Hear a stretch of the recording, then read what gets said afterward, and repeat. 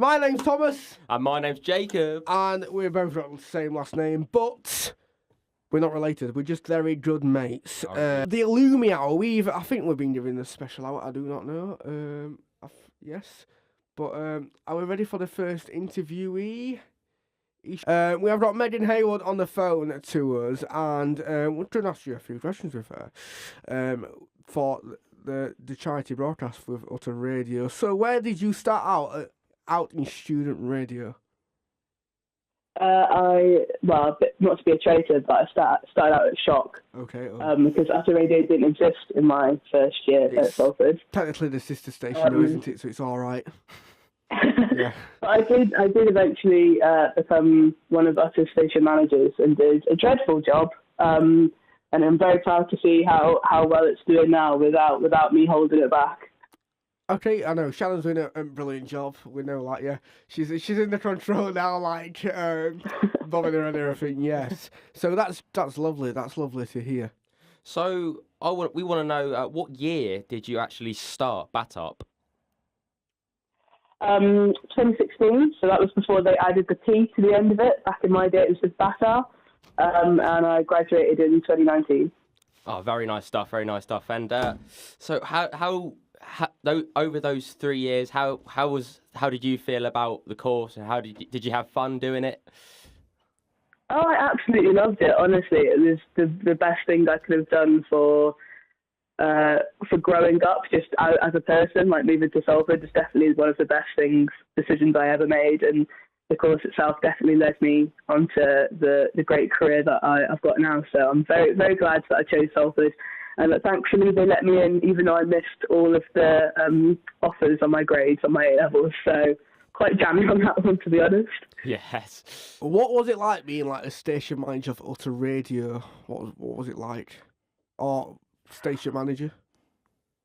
To be honest, it was nice to get to do some speech programming, because that's always where my heart lied, like on the course and stuff. I was very into documentaries, dramas. Hated the TV side of things, barely touched a camera the entire time that I was at Salford. And it was nice to get to work with some other students that really valued podcasting. I made my first ever podcast for Utter Radio. Okay. It only had 3 episodes, but that is now my career, making them professionally. So great stuff, yeah. Without Utter, I wouldn't have probably got off the bat of just making podcasts. So yeah, it's definitely fun, but like I said, I was probably a bit more committed to Shock. I have got Shock tattooed on me, so I would say my loyalty ended up lying there a bit more with my time. What was it? What kind of projects did you do with Utter Radio then? Like, what kind of projects did you do? To be honest, the main success of our year, because it was very much in its infancy, was the alternative commentary that we did during the BAFTAs. All right. So the course awards, we did a full day of regular programming, and then in the evening, me and my friends, 2 years in a row, just libelled the tutors on there for 2 hours, and they were giving out awards to our very well-deserving classmates. And that's probably the funnest thing that I got to do. And we did, I really like radio comedy, and we got to try out a few pilots and muck about and just really learn how to start doing things. So it was a great place to play around and figure out pilots and stuff. Yeah, great stuff. How did student radio, things like Utter, obviously you said Shock as well, having Shock tattooed on you. So how did that help to where you've got to today? I think, just student radio as a whole, it's such a funnel to industry, and I got really involved with the Student Radio Association. I was the regional officer in my final year at Salford, and then because I graduated and then the pandemic happened not long after, I ended up doing the Radio Masters at Sunderland, and I joined Spark because I had made friends through doing student radio at Salford. There's such a wider community that you're able to connect to. Yeah. And it's a very small industry. And my number one advice whenever I talk to any students is don't worry about making friends with industry. Make friends among your peers, because they're going to get into industry first and they'll hold the door open for you. And, me and all of my friends that, like my main friendship group whilst I was at Salford, we're all working in audio. We're all really like happy in our jobs and in our careers, and it's great that Salford was such the base for starting that for all of us. That's great. That is great stuff to hear. Yes. Thank you so much for speaking to us, Megan, today. Enjoy the rest of your evening, and take care. Will do. Have fun with the podcast. Thank you. Thank you. Megan Hayward there, worked as podcast and producer and creative audio as well. We are joined now by the one and only Rhys Beard. How are you doing, mate? You all right? Yeah, I'm all right. I'm good. It's been a while since I've been sat at a radio desk, to be honest. It's very strange being Really? back here, yeah. I've got details of worked in podcast and producing. Is that right? Yes, Yeah. I'm a technician over at the rival business school. Okay. Ooh, wow. So, Great stuff. Right. So, the first question I want to ask you is, where did you start out in student radio? so I started out in student radio, working for Jimmy's kind of. It's now a podcasting thing called National College Podcast. Is that I Jimmy believe. Ewing? by any Yeah, chance? Jimmy Ewing. What a legend. Shout out to Jimmy Ewing. What a honestly. legend. Absolute G. Yeah, what an absolute amazing lecturer. Yeah. I mean, I can't fault him. Do you know what I mean? Just put it out there as well. Gary, mate, you're Oh, yeah, Gary's a you're legend as well. too. We can't forget him. Can't forget him. Big up, Casa. Yeah. All of them indeed. They're just amazing. Yeah. Absolutely amazing. So, what year did you start out at Batarp, Broadcast Radio and TV? The evil COVID years of 2020. September 2020, cooped up in Peel Park in my musty room. Oh, what? White Lowry, Ratcliffe, Pankhurst. Lowry 2. I was a bit of an alternative. I wasn't in the OG Lowry. I was in the second edition. Yeah. Mm-mm. Lowry 2, never been in that one. It's soulless, to be honest. Lift always breaks. I remember going to do my washing, them to go up 6 flights of stairs. It's not fun. How much did you have to pay for your washing? I mean, aside, so it says a lot. I can't quite remember, but it was still more than you'd want to pay. £4 now. £4. I think it was about $3.50. So back when I was doing it, so still not great. Yeah, no, it isn't. Still not great. And they'd always be broken as well. Yeah. Oh yeah. You know what I've had before as well? You might have had the same issue. I've had before. I've put my washing in, but it's come out wet through. Yeah. I've literally had to. My jumpers like I could like fill a swimming pool out with like wringing water out with jumper. I used to use a blow heater to dry it off afterwards. Yeah. The other day actually, I went to go and wash my clothes, and literally they were all wet. And I literally took ages to dry them. It took like 3 or 4 days to dry them. I'm like, just put them on the radiator. Hopefully they'll dry. Are those rooms still like weirdly warm even when it's freezing without the radiator? Yeah, it is actually. Yeah. Like, you don't even need the radiator. No, you don't. Yeah, It the still Wi-Fi stays doesn't hot. work, but the heating works too well. Yeah. Yeah. The Wi-Fi is shocking. Yeah. The Wi-Fi's terrible. Yeah. Yes. They've actually put like a new Wi-Fi router in my. It's like it's to make it faster or something, but it's not faster at all. So, what was it like being a station manager of Utter Radio at the time?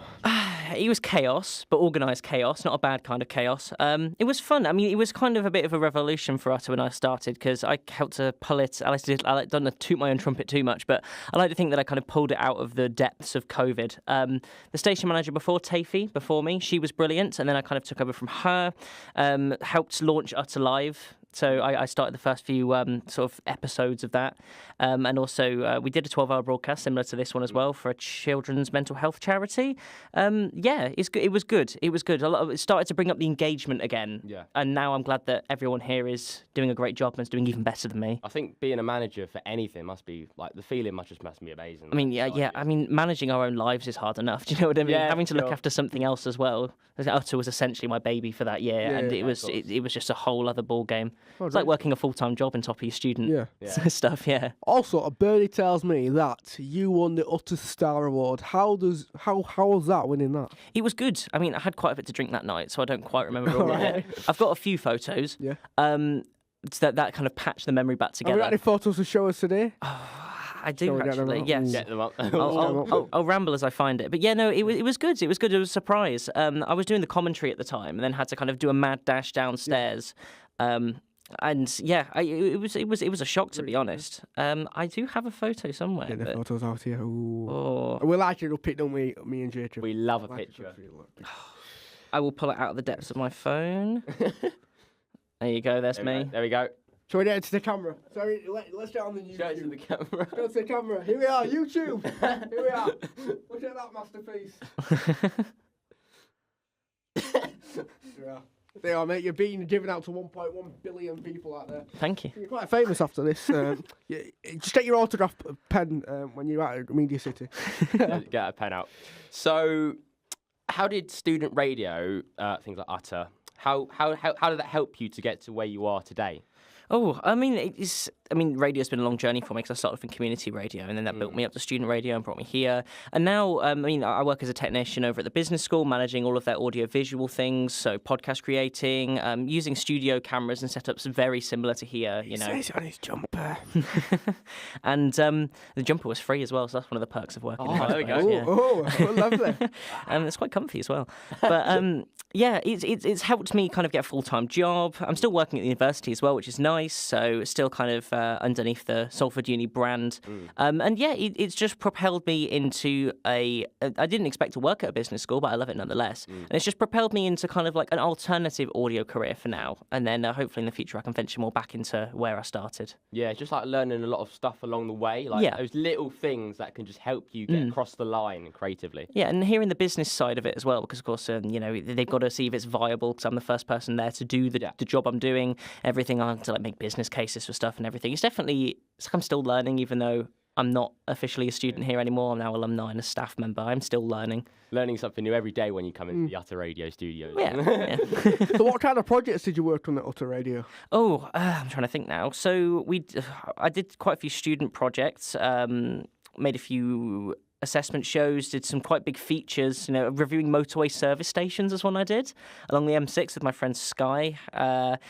Did a race between Peel Park campus and here. I was on a B bike. Oh yeah. Someone else was B bike. Yeah, one of those ones that I haven't had a good run in with them lately. Before Christmas, went to the staff Christmas do that we had over at the old Pint Pot. Okay. And then on the way back home, the brake snaps. I was going down a ramp and I went flying off it. So I'm not on good terms with that. Andy Burnham, please message me. I want compensation. That's a joke, by the way. But yeah, no. So I did a race between that, someone on the bus, someone walking. And then from there, Gary was like, "I want you to be manager." I was like, "Okay, Gary, thank you." He just came out with that. Well, he was very much like, "I want you to apply for it. Please apply for it." And I was like, "Okay, I'll consider it." Yeah. And then, doing things such as broadcasting the Utter Lives. Obviously, you've still got some of the same handyman and everything singing on there, which is great to see. Doing 12-hour charity broadcasts. Also doing, we had a thing called Live from Studio A. I don't know if you've heard about that, but it was like 3 live streams we did. DJs coming in. Gary let me break the rule a little bit and play a bit of music on Utter. Okay. So we had a friend called Toby, and he came in with, it wasn't me that produced this, it's someone called Tom Crisp, absolute legend, so good at planning things. He'd come in, plan this whole live stream production. It'd be broadcast on Utter at the same time as being broadcast visually on Mixcloud, so I'd be kind of helping out with the audiovisual side of that as well, doing interviews and such, and doing these complex broadcasts between multiple studios that just, it was chaos. It was organised chaos. Sounds like chaos, but so much fun at the same time. Yeah, and then finally the BAFTAs, and then I had a house party afterwards, and that was me done. That's just mint, that's isn't just it? mint. Yeah.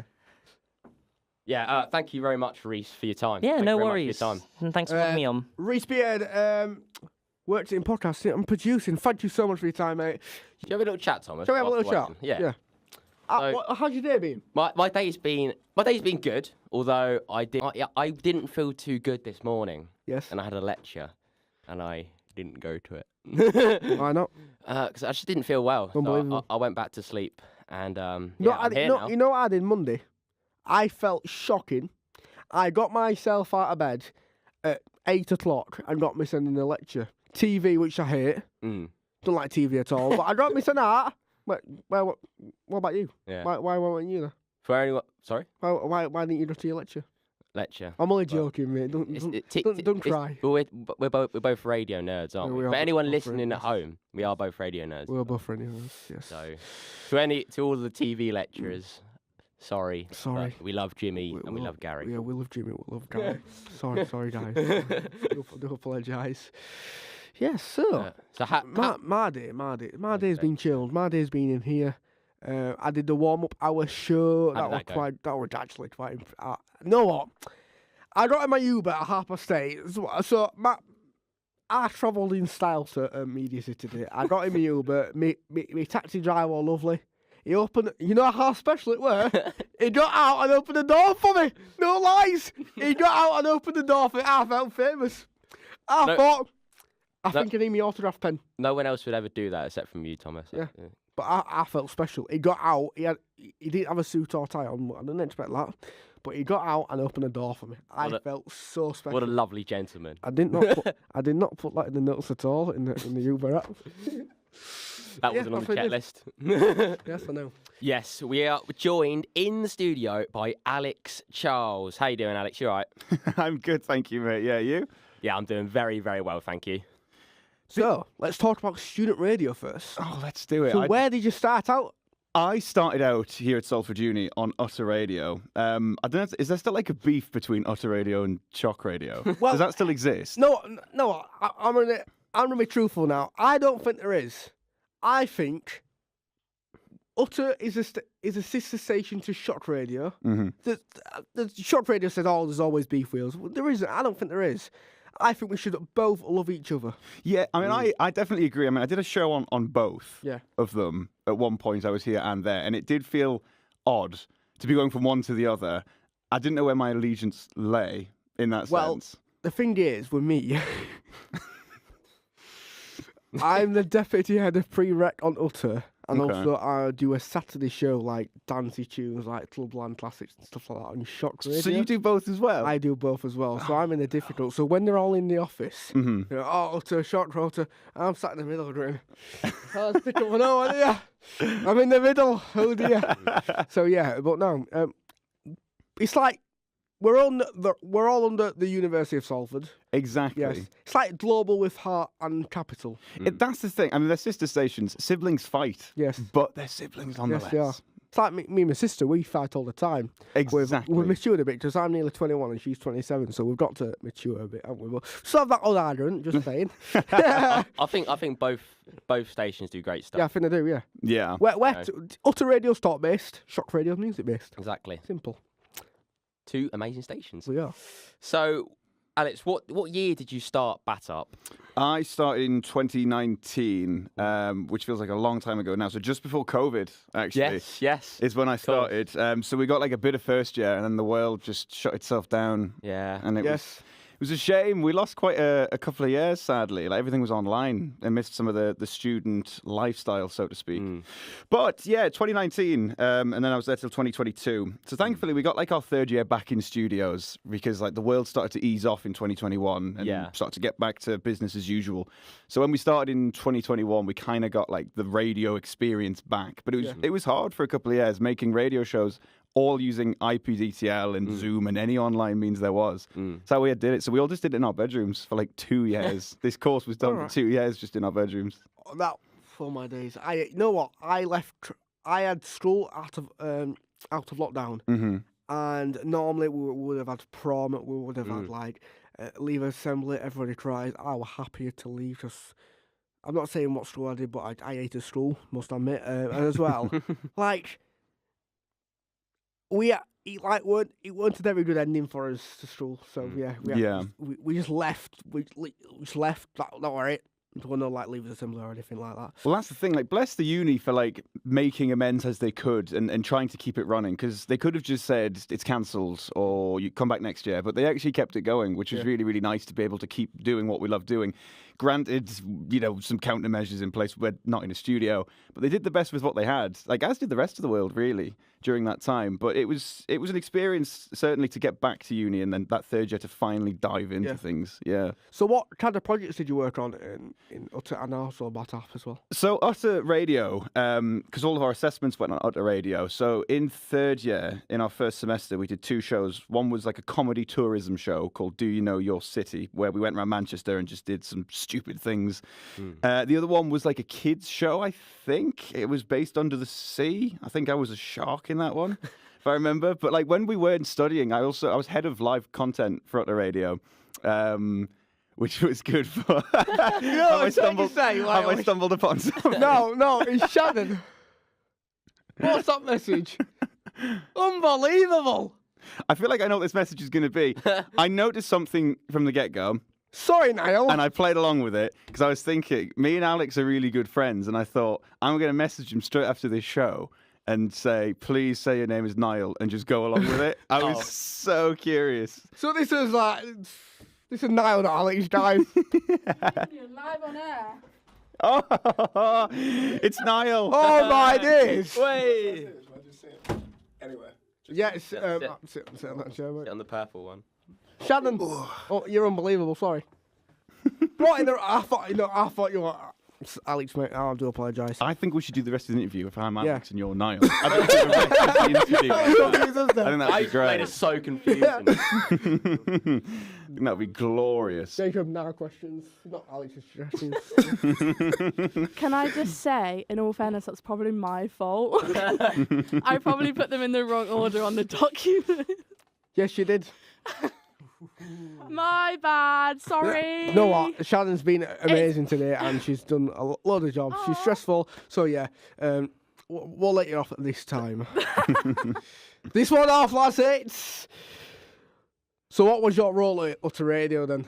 So I was head of live content at Otter Radio, yeah. So in third year, I got that role, working with a lot of friends and other students and stuff. It was really, really good fun. Genuinely, really, really good fun. Just sort of dabbling with every sort of new live show that came in. Actually dabbled with a bit of pre-rec as well, funny enough. I got involved in that world towards the end as well. It was really, really good fun. Oh, lovely, yes. Right. Alex. Hello. Hello. We're still going to come back to you, Niall, but we're going to do questions now. DJ, presenter, Yeah. and works at BBC 5 Live too. Yeah. How is DJ life? We're two DJs as We well. are two DJs, yes, we are.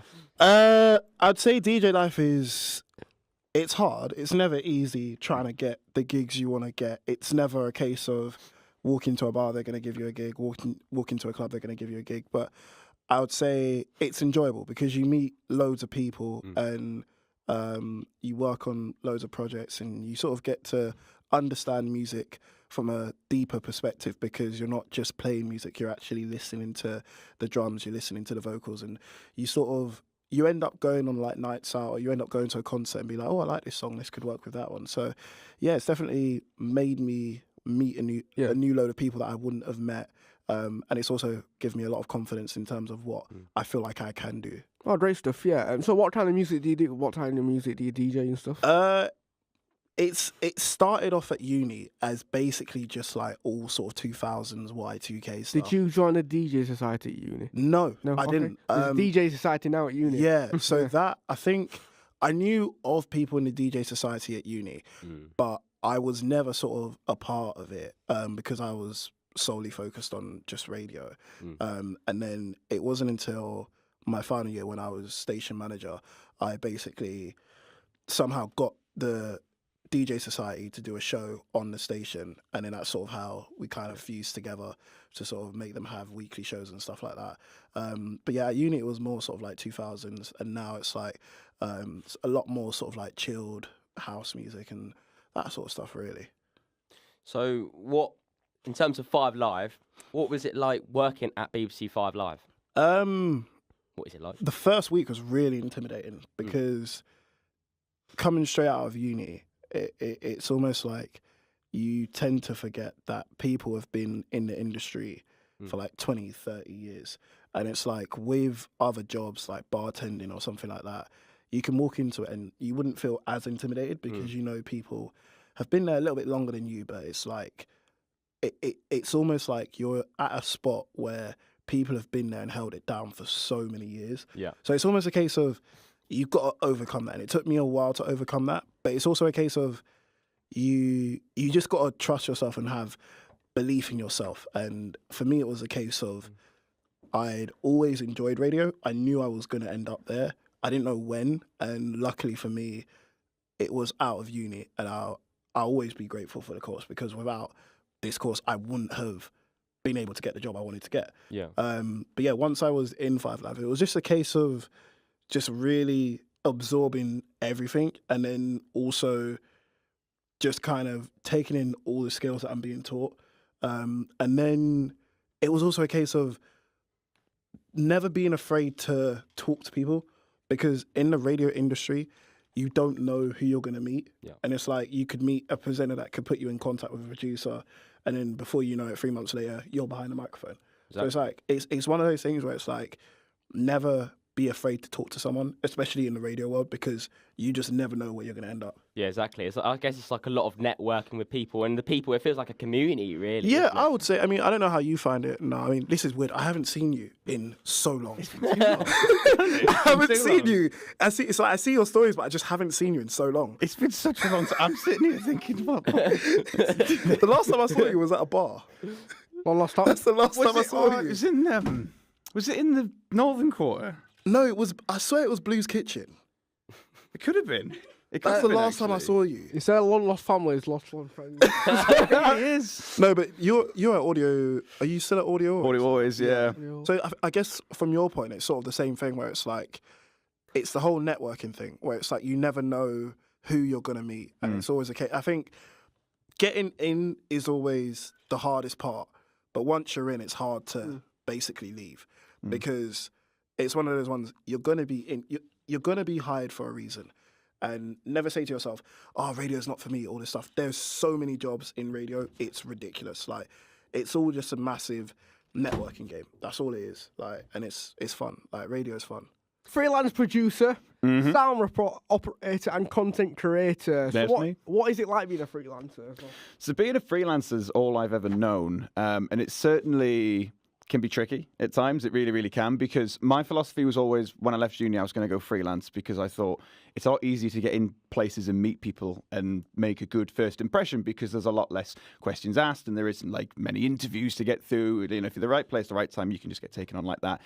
The challenge is proving yourself from the get-go once you're in, but then the other side of the coin is also, you can also kind of be gone like that as well. Like there isn't that safety net. It's easy to get in, but it's much easier to get out as well, and often not the way you want to. So that's why I went freelance, and then dabbling with so many different things at once. Some people love it, some people hate it. I really liked it a couple of years ago starting out because I got to find out where my interests lay in the industry and trying lots and lots of different things. And these days now, Audio Always, I'm freelance there, but full-time Monday to Friday. And I dabble with all sorts there. So one day we'll be doing an audiobook session, which is something that was very new to me, but is so much fun. And then we could be doing podcasts, and then we're doing radio mixes, and the days just jump around. And being freelance has kind of allowed me to have practice in all of those going into Audio Always and have the experience there on my lap, essentially. Oh, great stuff, yeah. Jump off with it, yeah. Oh, what's it like being at Audio Always? Is it like, is it good then? So much fun. Yeah, I love it. It's such a nice place. I believe you're on that. Are you on that podcast with Colson, Ben, and Jack? On the sofa. Yes. Yeah, on the sofa. He's done his research, boy. He's done his really research. You know what? I don't do research at all. I'll thank you. Gary says hi to both of you. Hi, Gary. Hi, Gary. Oh my God, Dr. Gary Morrisroe is listening to this broadcast. So yeah, it's a brilliant podcast. So how long does that take to produce and everything like that? So with that particular podcast, it can vary depending on how much is done, but they tend to record in bulk if possible. Most podcasts generally will. If you can get basically people in at a certain time in the week, you'll try and bash out 3 or 4 episodes and then they're ready to go. And it means that if anyone's ill or isn't able to make it the following week, then you've got a couple in the bank, essentially, to release. The podcast is absolutely hilarious. If you haven't checked it out, go and check it out. And that's not no plug or advertisement on here, but if you haven't checked that podcast out, literally go and check it out, yes. So... I'm just going to give you a question for both of you. So how did you feel like the step from university to where you're both working now? Do you feel like that was an easy transition? And what was that transition like? I feel mine was... I think the whole thing of believing in yourself, because mine was, I was never supposed to come to university in the first place. So I applied really last minute to university and then got in and then just absolutely fell in love with radio. And it was through student radio that I was like, okay, I can actually make a career out of this. And then I applied for the job at 5 Live, I want to say before Christmas. And then I was in Newcastle and I won't say if I was drinking or not, but basically, I got a phone call from BBC and they're like, "Oh, we'd love to take you for an interview." At the time, I thought it was a joke, so I said yes. And then it was that whole thing of, okay, right, I've left uni, now I've actually got a job. What am I supposed to do? Because you're kind of still in that mindset of you're no longer in uni, but you're trying to sort of detach yourself from that whole university lifestyle of like going out, seeing friends week in, week out, whatever. And it's like, now you're going to be surrounded by people that actually have kids that have actually been here for like 20 years. So it's like kind of mentally detaching yourself from that and being like, it's okay to let friendships go a little bit and it will be fine. But it's also a case of it matures you quite a lot when you're ready to make that step in, when you say to yourself, I've just got to push myself. Because it's like, if you stay in that zone where you feel comfortable, you're never going to grow. Like, you're only going to keep doing what you deem is comfortable. It's like, you're only going to be able to see how much you can achieve when you step out of that comfort zone. I think for me, it's like making that jump to apply for this job was the biggest leap of faith I ever done. It was that or go back to London. Yeah, exactly. It's like I guess it's just like a huge step. Between that, it's like a huge step. It's almost like, in terms of like, if you've never presented before and you want to present, you've just got to make that step to find a local radio station. To go for it. Just do it. Because it's like, at the end of the day, everyone makes mistakes. I've made some awful mistakes on national radio. Like, everyone makes mistakes. Someone could be there for like 30 years and still make a mistake. It's like, everyone's natural, but it's all about having that belief to make that jump and you'll be fine. I think you're meant to add as well, because I've been with my family as well, because I present on Shock 2, and every time I listen back to my show on Shock Radio, I know for the first, when it's a rubbish show, I'd turn it off. Do you listen back to every single show? I listen back to every single show. I decide myself. I don't think I actually ever listen back to any of my. I think I listened back to a few that I knew were good ones. Yeah. But the way I see it is, if you keep sort of really sort of like not criticizing yourself so much, but it's like, if you keep overdoing it, you'll lose the passion for it. So what I'd say is, definitely listen back to your stuff, but also don't be too harsh on yourself, because you want to have that sort of love for radio. You don't want it to become you were saying. You don't want it to become something where it's like, oh, like I'm doing radio now and this feels like a chore or whatever. You want to make it like fun for yourself, But one thing I'll also say is, like, when you're making demos and when you're trying to sort of send them out to people, get someone who doesn't listen to radio to listen to your stuff, because it's a whole different ball game.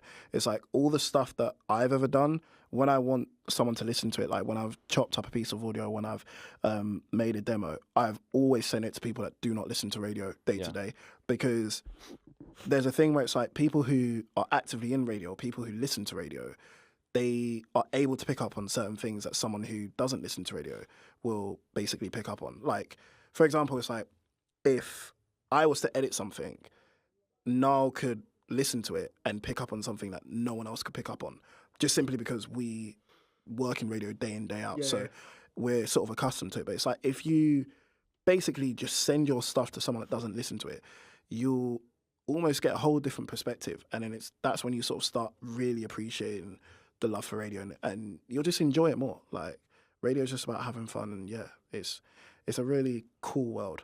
But shift work is gruel. Like, working shifts is a gruel world. Yeah, for sure. How about you, Niall? What was that transition like? So when I finished uni, we had so much fun, like with the BAFTAs and then graduation, and it was such a party, and it was so much fun. And I remember I moved back home and I kind of kept the party going, which probably wasn't the best thing to do at the time.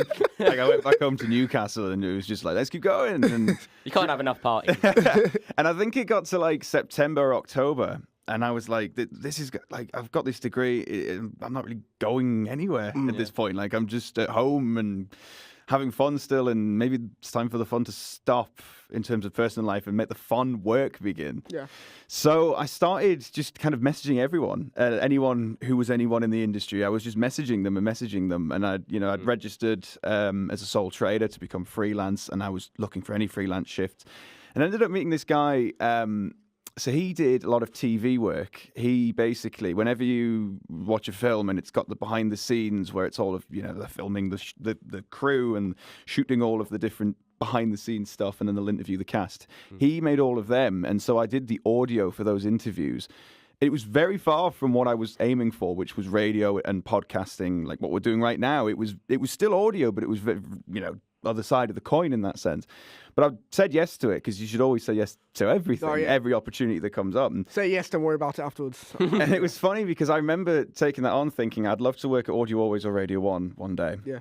And I thought, this is very far away, but I'm going to do it, and I'm going to embrace it, and I'm going to learn everything I can. So I did. And I worked with him for a while, and then the January of the following year, I got an apprenticeship with BBC Creative. They make all of the trails, any radio adverts or anything advertising other BBC content. I worked for them for 3 months, and then straight from there on to Audio Always. So it really was leaving uni, say yes to everything, and then I just met one person, which spiraled into the next thing, and the next thing, and the next thing. And once you start the boulder rolling, it will seldom stop as long as you keep the work ethic and the passion up, really. Another question for you both as well. How did student radio help you, like, now from what you are doing now? How did from that step from student radio and what you're doing now? Without sounding cliche, without student radio, my CV would not be half of what it is. Like, because the thing with student radio is you can do whatever you want to do.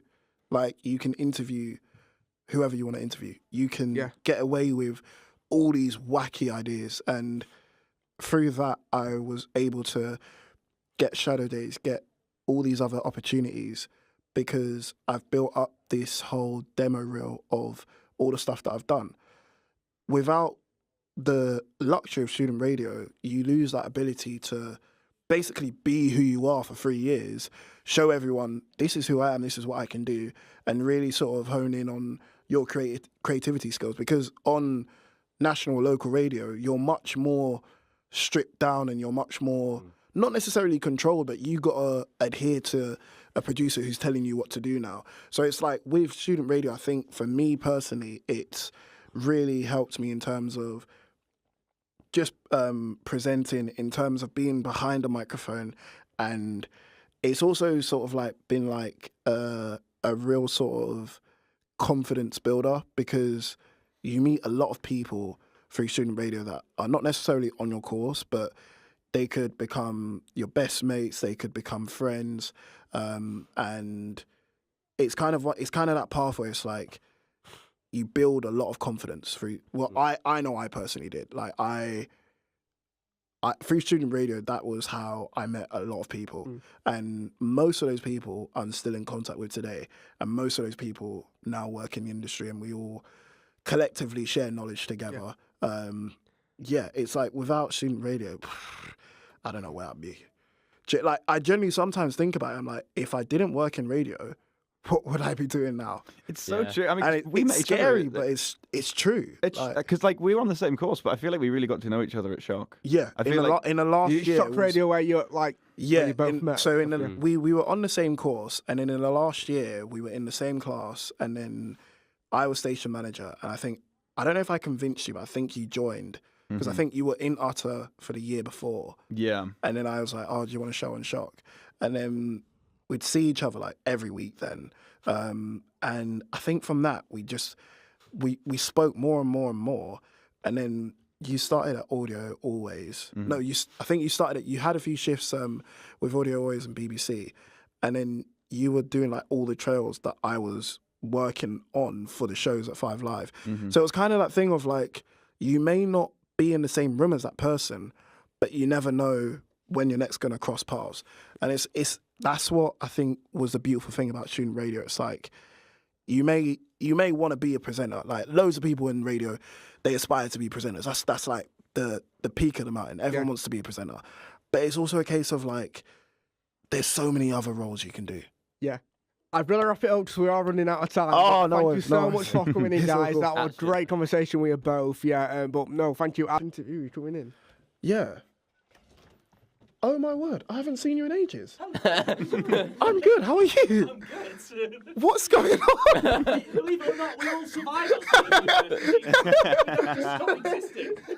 What are you doing? I haven't seen you in years. How's life? How's things? Good. I'm about to tell these Hello. gentlemen how it's all going. What awaits them on the other side. So let me sit down in front of the microphone and I'll tell you all about it. Okay. Great stuff. Thank you Hello. for coming in. Thank you. Oh, thank you for having me. Thank you. Yeah, Take the coat off. Go on. Even though I've got a bloody one right, makes no difference. 6:50 live on Otter Radio, and we are joined by radio and podcast producer Tom Levins. How you doing, mate? I'm very well, thank you. Great stuff. Absolute pleasure to have you here. Oh, thank you. Again, thank you for having me. So, where did you start out in student radio?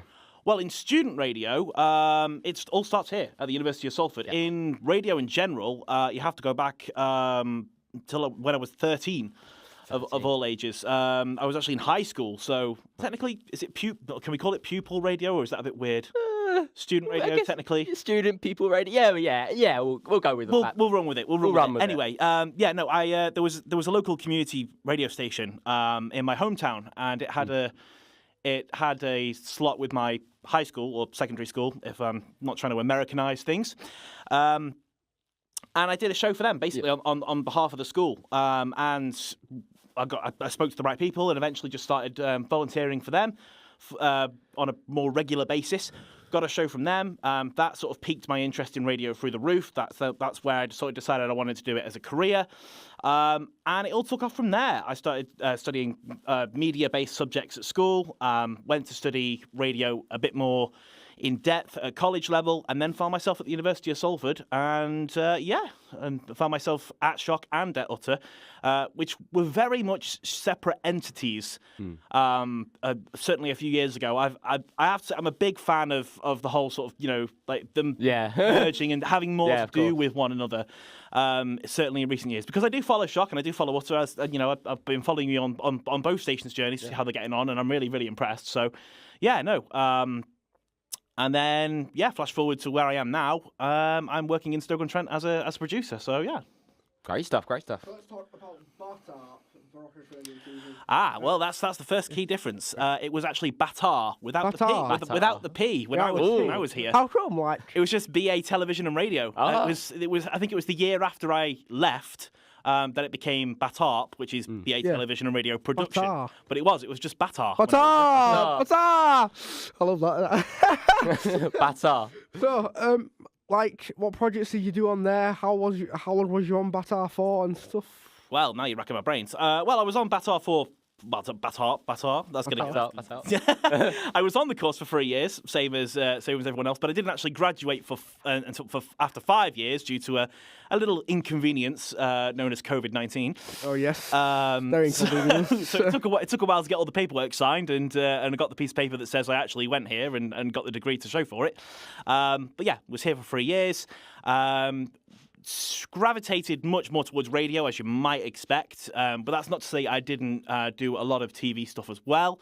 I was quite into my theory subjects here. I think I was one of the only students that, and again, I don't know whether things have changed in the years since I've been gone, but when it came to picking your modules for year 2 and year 3, I think in year 2 I did 2 theory modules, and everyone, the general consensus was you only pick 1 and the rest you do practical, because who likes theory? Who likes writing up essays? Yeah. No one likes that. On a practical course. Yeah. Tomfoolery. But no, I enjoyed it, and the theory subjects I did really liked. Projects that I worked on. Again, they were much more radio based. So we did magazine shows, we did sports shows, we did experiments with ASMR, sort of in the Foley studio, which I think I caught. On the earlier in today's broadcast, there was something going on in the Foley studio. Yes, there was. Yes. Yeah, I caught that. So that's quite fun to be in there. But I've actually never been in this studio. The guys are actually in there. Actually, to be fair, in the Foley studio. Yes, the guys are. I've never actually been in this. I was just saying to Shan, I've never actually been in this studio before. All right. So when I came in, I was like, I like this studio better than the others. Yeah. So first thing I said was, have you moved? Because obviously I've been watching along with the YouTube and seeing that you're in this new one. I never used this little setup here. I was always across the bridge. Yeah. In the proper studio, should I say? Yeah, I guess it was the red. It was like the liquor paint that it needed. Maybe if you put a few red tiles here, we could utterize this. Shannon, studio. red tiles in studios. Shannon, are we? Life goes out to Shannon. No. No, I don't think. No, she's she's speaking. I think she's- Might be out of budget. Yeah, she's miles away. Yes, right. As we are on Utter Radio, and now you're talking to people. Love it. What role did you do on Utter? Well, I was the station manager in my third Oh, year. right, okay. So I heard you were talking to Meg Hayward. Yes. Earlier on in the hour. I succeeded her basically. So she was the year above me. So when she graduated and I came up to level 3, Gary asked me to take on the role basically, and the team was a lot smaller. I think there was only just a handful of us, running things. I yeah. thought the team's smaller now, but yeah. No, okay. I'm just really? coming.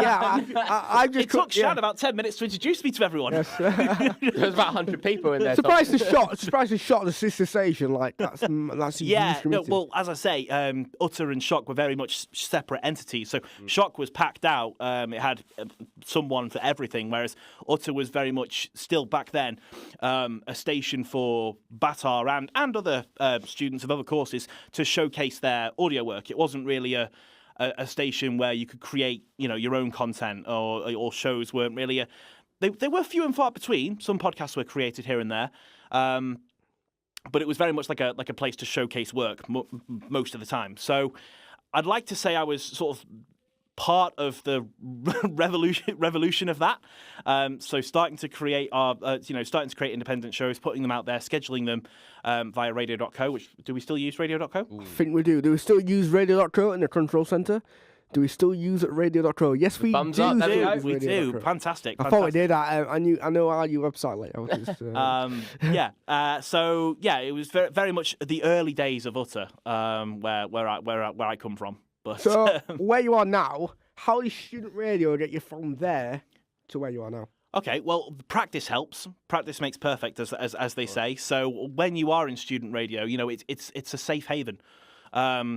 You're free to experiment with different types of things, different types of styles, and find your niche. Find what's best suited for you. It might be that you are a bona fide presenter, which early days for me, when I was 13 years old on community radio, I thought I was going to be the next, Greg James or someone like that. As it turned out, I was actually much better at sort of the behind the scenes stuff, the producing, the editing, etc. And that's where my career path has sort of taken a trajectory. I'm not saying I do enjoy presenting now and again, and I'd like to say it still comes naturally to me after all these years. But yeah, no, student radio, maximise the use of it. The use of it. Do whatever you can, and eventually you'll find something that you're able to specialise in. And it's good to do that when you're in a safe space such as student radio. Because whilst you're at university and the priority is studying, it's to have fun as well, and find find your niche, find your what's what I'm looking for. I've lost my train of thought, but yeah, So, that happens as well. working in the production side now, what does your day-to-day work life look like now? Okay, well, I still commute from home, so the commute is annoying, to say the least. I mean, obviously, the benefit of being at university, especially the University of Salford, is we have a bus that takes us to and from The campus. awful 50 Awful. Oh, is it not changed? No, it's not changed. Still Still reliable. yeah. Okay, is it still run by Stagecoach, or is it the B Network takes it over now? B Network. I think. Oh, the B Network. Okay, okay. Now I'm showing. Yeah, because with Stagecoach back in the day. I think it's only just changed to B work. Oh, B Network. yeah. I think it's Okay, only that's just good then. changed, yeah. Okay, so I'm not talking as if I'm ancient. That's good. So the commute is long, but yeah, no, it's a day to day. What I do now at Cross Rhythm City Radio in Stoke-on-Trent, I am basically responsible for pre-records. That would be a good way to summarise my job there. So we get a lot of pre-recorded shows that go out over the weekends, and it's just my job to edit them down, make sure they're professionally, they're professionally made, make them suitable for broadcast, and schedule them on industry grade software like Zeta, for example, which do they still use that at Shock? Zeta, we still use at Shock. There you go. Yeah, I think I was yeah. part of the team, specifically Ed Norton, shout out, who was the head of tech, who was responsible for replacing Myriad with etc. So, yeah, no, again, and that's just an example of how student radio can help you in the industry. You do work with industry-grade equipment. So, Tom, thank you so much for being on. We have run out of time. That was worries. Tom Levins, radio and podcast producer here on Utter Radio. Shannon's the station manager. He's going to take a photo now. Can I get the logo?